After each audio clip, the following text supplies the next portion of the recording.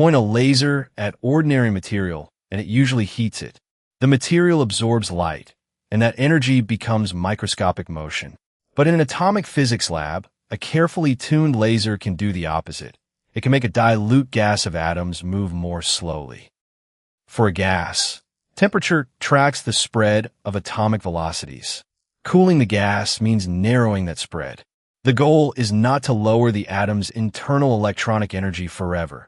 It is to remove kinetic energy from the atom's center of mass motion. An atom absorbs light strongly only near particular transition frequencies. Call one of them omega naught. The cooling laser is set slightly below it, red-detuned by an amount delta. A stationary atom therefore sees light that is a little too low in frequency to scatter efficiently. Now send in two equal laser beams from opposite sides. For an atom at rest, both beams are equally detuned. Their average radiation pressure forces cancel. So far, there is no cooling force and no preferred direction. Let the atom move to the right. In the atom's frame, the left-hand beam approaches head-on and is Doppler shifted upward, closer to resonance.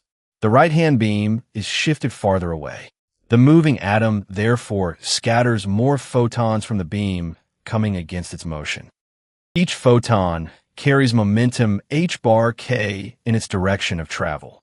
When the atom absorbs a photon from the left-hand beam, it receives a small kick to the left. That kick opposes the atom's rightward velocity. The lost kinetic energy is not mysterious. The outgoing scattered light carries slightly more energy, on average, than the red-detuned light that entered. The excited atom then emits a photon spontaneously. Its direction is random. Over many cycles, those emission recoils average to zero direction. They do not systematically push the atom back to the right, but their squared kicks do not vanish. Random emission spreads the momentum distribution, which is a source of heating. Repeat absorption and emission millions of times. Absorption is biased toward the beam opposing the velocity, while emission remains directionally random. Near zero velocity, the average force is approximately minus alpha times v, a friction-like force that always opposes motion. This is Doppler cooling. One beam pair damps one velocity component. Three perpendicular pairs damp motion along x, y, and z.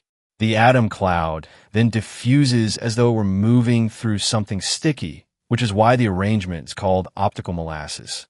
Molasses slows motion, but by itself it is not a trap. It has no force pulling escaped atoms back to the center. The quantitative picture is two Lorentzian scattering rates shifted in opposite directions by kV. With red-detuning, their difference has a negative slope around zero velocity. Fast atoms within the capture range feel a strong opposing force. As the atoms slow, the two rates become nearly equal and the damping force fades.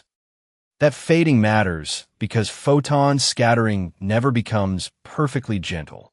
Absorption and spontaneous emission keep adding discrete recoil noise. Cooling therefore stops when velocity-dependent damping removes kinetic energy at the same rate that random photon recoils put it back. For an ideal two-level atom at low intensity, the minimum occurs near delta equals minus gamma over 2, where gamma is the transition line width.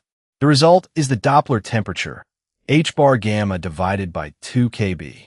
For sodium's D2 line, that model gives about 240 microkelvin. Then, in 1988, William Phillips and colleagues measured sodium near 43 microkelvin, with an uncertainty of 20 microkelvin, far below that prediction. The Doppler calculation had not been violated. Its two-level atom had been too simple. Real sodium has multiple magnetic sublevels, and polarization gradients create additional subdoppler cooling. So the laser is not intrinsically cold. The cooling comes from engineered selection. Motion tunes the breaking beam into resonance. Biased absorption removes momentum, and random emission sets a diffusion cost. Doppler cooling ends at their balance. Change the internal state physics. Using Sisyphus coherent dark state, or sideband methods, and atoms can go colder still.